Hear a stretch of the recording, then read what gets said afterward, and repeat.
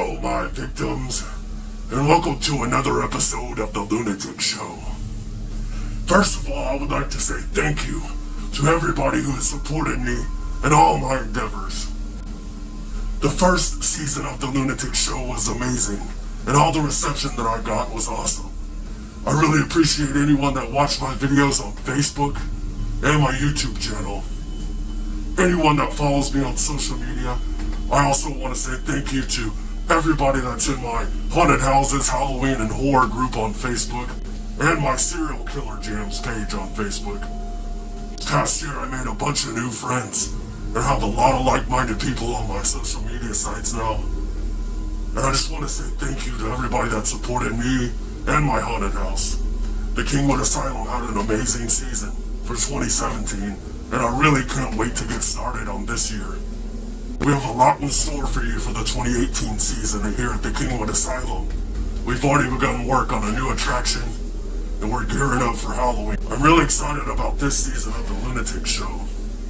I've got a new camera and rig set up, and I've got a bunch of really great ideas of what I'm going to be doing, so I hope to bring you more macabre and mad content throughout this year. So for this first episode of the new year, we're going to be doing a news segment called the Serial Killer Chronicles.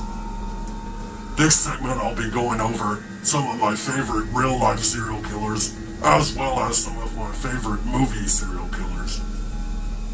For this episode, I had to choose one of my favorites, and he's probably up there with my number ones.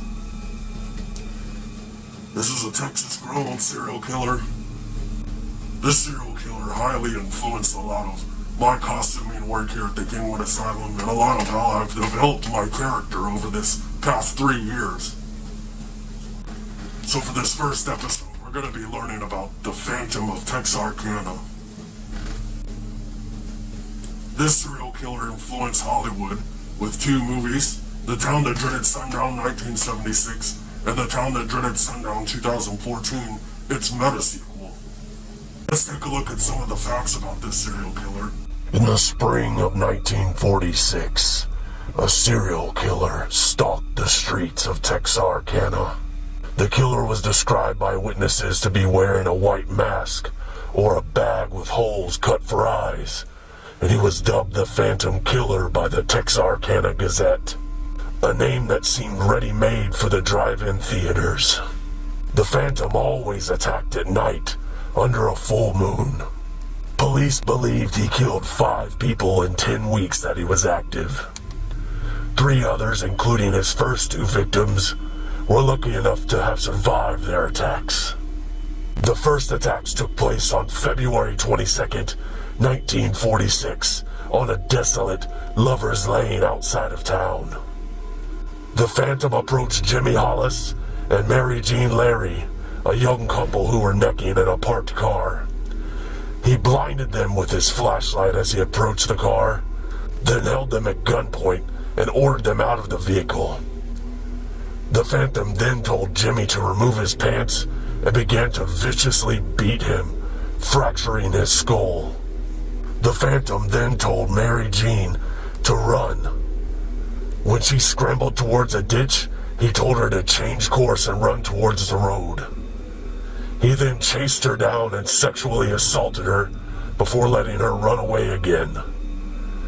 In spite of the savagery of this attack, both Hollis and Larry survived.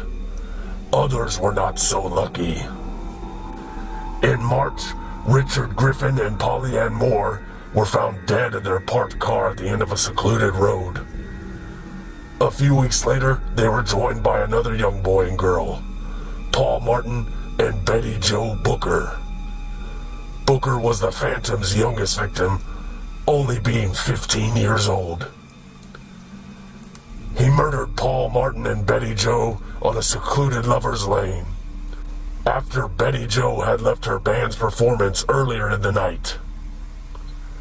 Police would find her musical instrument before discovering her body some ways from the road. In the first week of May, the Phantom Killer would attack what would be his last official victims, a husband and wife in their farmhouse northeast of town. Virgil Starks was killed by 2 gunshots to the back of his head, but his wife Katie survived in spite of being shot twice in the face and having to run down the street to a neighbor's house to find help. While the Phantom wasn't large, Texarkana was like a ghost town. Residents armed themselves and curfews were set by local businesses.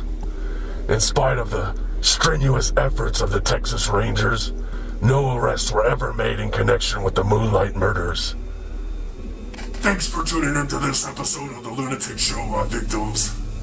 Remember to subscribe to my channel. You can find my YouTube channel now by just typing in youtube.com/necroclown1031.